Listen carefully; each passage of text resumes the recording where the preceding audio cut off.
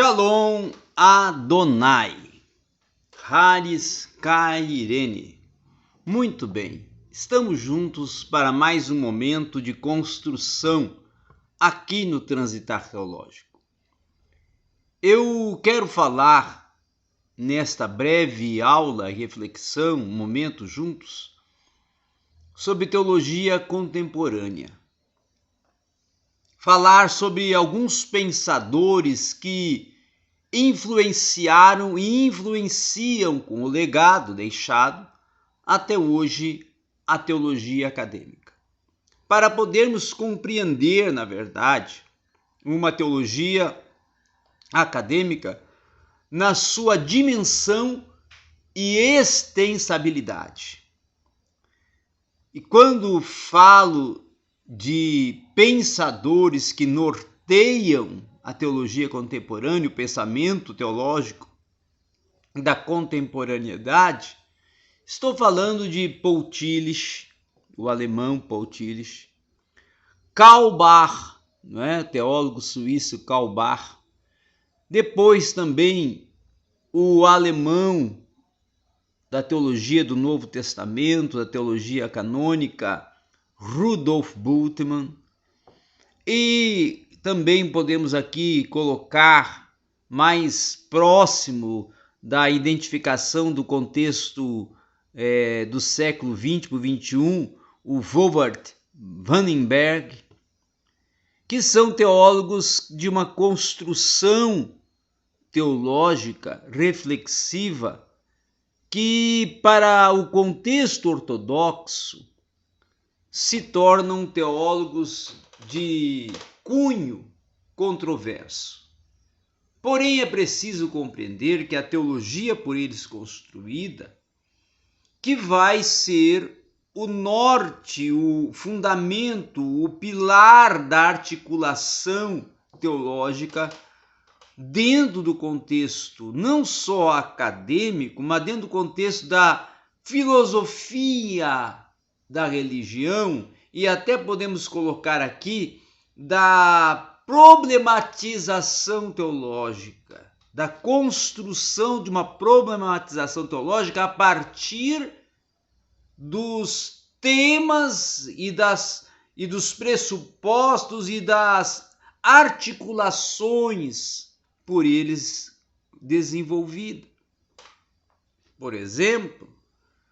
a questão da dialética ou da teologia dialética articulada, desenvolvida, trabalhada pelo teólogo Karl Barth, onde ele procura desenvolver uma teologia em que ele relaciona ou ele desenvolve um diálogo e ao mesmo tempo um confronto entre os temas pertinentes do cânon e da própria dogmática e doutrina bíblica em uma confrontação dialética, em um diálogo, uma dialogicidade, uma confrontação que é resultado da sua dialética e da sua teologia dialética com os temas em que a sociedade do seu tempo discutia, os problemas sociais que eram evidenciados na sociedade europeia do seu tempo, e também questões de cunho político, porque quando se trata do social, se envolve o polis, aí se envolve o polis, se envolve o político, mas também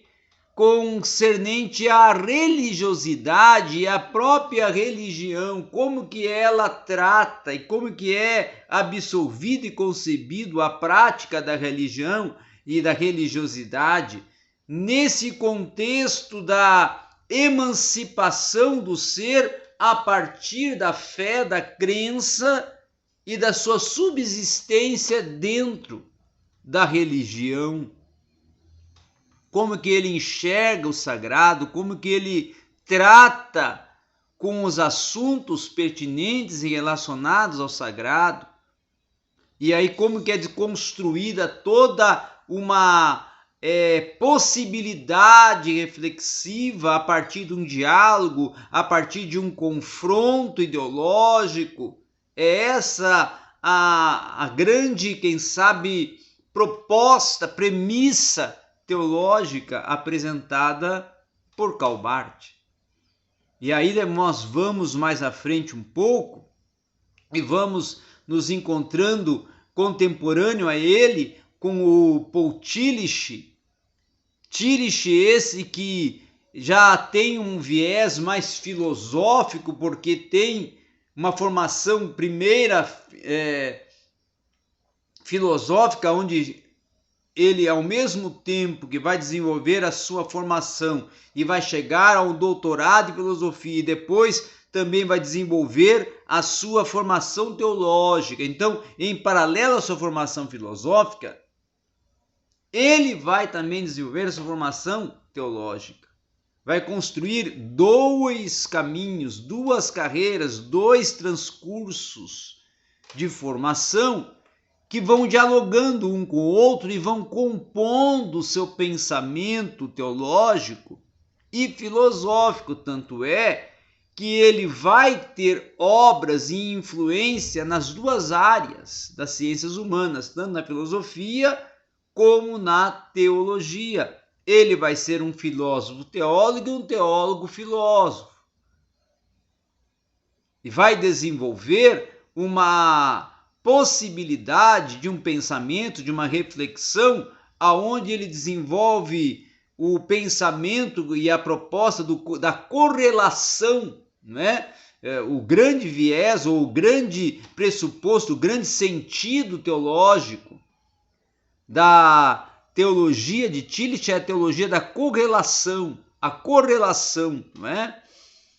E ela está presente nesse contexto de um teólogo que ele inicia numa proposta que, se fôssemos olhar para o contexto acadêmico odierno, seria interdisciplinar, mas para o tempo dele é transdisciplinar, porque dialoga e alcança todas as esferas que vão transitar na reflexão na área do ser, do tempo e da existência social desse ser, que convive e está emancipado e está em diálogo constante com todas as áreas do saber, e Tillich que vai propor esse diálogo e vai desenvolver esta proposta teológica de uma correlação, não é? Além de ser um teólogo também, que aí é que se torna controverso, por ser um teólogo que está entre as fronteiras ou além da fronteira da denominação ou da própria teologia, e nessa fronteira ele começa ali a desenvolver então uma confrontação dialógica, aonde o ser e a religião e o sagrado estão em um transitar da sua mente, do seu pensamento, dentro de circunstâncias e possibilidades que em alguns determinados momentos e algumas determinadas propostas de Tillich são controversas e contraditórias, porque há um choque entre o homem e o sagrado, entre o homem e a religião, entre Deus e o homem, e há também confrontos ideológicos construídos a partir do pensar religioso, o pensar teológico e o pensar sagrado, proposto, discorrido e argumentado por Paul Tillich. Mas temos que entender que Tillich ele tem dois tempos na sua carreira. O tempo anterior à guerra, ou anterior a 1945, quando ele tem um desenvolvimento do pensamento de Deus e da teologia relacionada a Deus, ao sagrado, a teontologia tillichiana, e a pós-guerra, onde há um confronto, ele entra em um confronto ideológico interior, onde algumas situações e circunstâncias que ele vivencia nos campos de guerra ou levam até um confronto ideológico que vai influenciar a sua teologia e a sua filosofia, e ele vai, em determinados textos e argumentos e momentos, ser totalmente controverso e contraditório até o próprio pensamento anterior por ele discorrido, defendido em suas teses, e que agora, a partir deste tempo e deste momento pós-guerra, é um outro Tillich, um Tillich que, além da fronteira e além, quem sabe, até vamos dizer assim, de uma teologia ortodoxa e uma teologia também correlacional, mas olhando, quem sabe, agora já para uma teologia que além das fronteiras, que confronta a si próprio e que vai além das suas próprias convicções anteriores, convicções agora que vão gerar uma diversidade e uma contraditoriedade na sua proposta e argumentação teológica. Uma outra questão também é olharmos agora, saímos um pouco de Tillich, né, e direcionarmos para Bultmann. O Rudolf Bultmann, que é o teólogo anterior a Barth, anterior a Tillich, que é o teólogo alemão, influenciado pela filosofia de Hegel e o pensamento hegeliano, também vai ter uma influência dos pensamentos e da proposta filosófica de Heidegger. E com isso, entre Heidegger e Hegel, Bultmann vai compor a sua teologia, que é uma teologia totalmente controversa, porque ele vai defender a desmitologização do Novo Testamento, na sua obra magna, que é a Teologia do Novo Testamento, onde ele defende, onde ele trabalha em cima de uma tese que seria a tese da demitologização neotestamentária, aonde ele vai procurar defender nessa tese a não existência e fundamentação para essa existência dos milagres e da sobrenaturalidade e de muitos contextos de fé e crença dentro do contexto do Novo Testamento, porque seu pensamento vai ser mais um pensamento histórico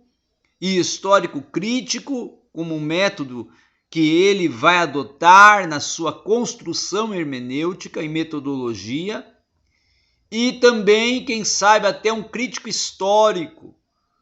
não é? E vai inspirar daí teólogos como o próprio Gerhard von Rad e outros que vão ser influenciados em determinado momento por Bultmann, aonde ele vai imprimir um legado dentro dos teólogos de ordem histórico-crítica e crítico-histórica. E aí, agora eu vou de encontro ao Wolfhard Pannenberg, teólogo alemão também, católico alemão, que no século XX para o XXI ele tem uma participação filosófica e teológica muito importante, e que ele tem uma fundamentação e um norte da sua teologia a partir de uma visão bultmanniana, tá? Então ele seria, quem sabe, um discípulo próximo das propostas ou dos pressupostos bultmannianos, e também seria um teólogo mais voltado à dogmática, ao ser, ao confronto existência, ser, existência social e existência religiosa, entre o sagrado e o profano, entre o elemento que reflete o elemento que pratica a religiosidade, a religião e a fé. E assim ele vai construindo, não é, as suas propostas dentro da sua teologia mais direcionada ao dogma, à doutrina, à sistematização, né, os elementos da doutrina que compõem a teologia sistemática, tendo em vista que as suas obras mais proeminentes são os prolegômenos de teologia sistemática, escritas e defendidas pelo Wolfgang Baninberg, aonde ele vai ali procurar desenvolver uma teologia racional, mais voltada, quem sabe, ao naturalismo, mas também não deixando de ser, em determinado momento, ortodoxo, não é? Mas é um crítico, é um teólogo neoliberal e que também vai trabalhar em determinado momento com liberalismo teológico e com uma proposta de um academicismo, ou abrindo caminhos para uma reflexão da teologia acadêmica em meio ao universo teológico acadêmico do século XXI. Então essa é a proposta, ou quem sabe essas são as mentes pensantes que compõem essa teologia contemporânea, que é o assunto discorrido, debatido e argumentado dentro das universidades, dentro das faculdades de teologia, e também podemos dizer que são os que norteiam e fundamentam esta teologia progressista tão em auge ou em evidência dentro de um contexto social globalizado, multicultural e até multidiverso, e de um pluralismo religioso e de um sincretismo do pensar teológico, aonde surge dentro do século XXI para o XXI, um cristianismo progressista, oriundo dessa teologia progressista, que vai em confronto com o cristianismo ortodoxo, o cristianismo raiz, com o cristianismo bíblico, e que vai discordar do cristianismo bíblico e vai até rejeitar as bases propulsoras do cristianismo bíblico. E é aí que surge a grande guerra, o grande confronto, o grande entrave dentro da teologia contemporânea no universo global, no universo, vamos dizer assim, que eu até posso colocar, não pós-moderno, mas de um universo líquido, universo conflitante, dialógico e principalmente o universo da multiplicidade das ideologias, culturas e propostas midiáticas de comunicação, onde surge uma comunicação que ela é tanto uma comunicação midiática, como também uma comunicação sociopolítica e uma comunicação também de viés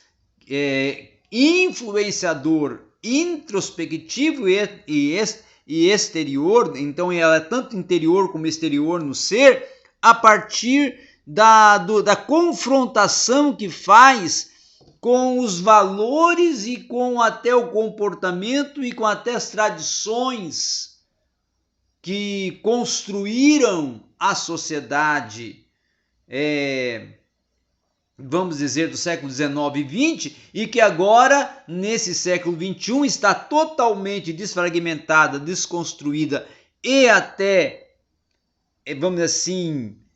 totalmente dissolvida, para surgir novos elementos e novas concepções, abolir valores e tradições, para então romper com um multiculturalismo, uma multiplicidade ideológica,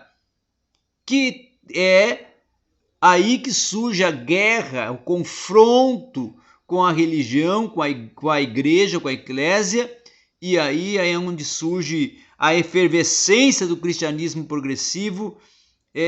vindo a exaurir e a abstrair a fé, a crença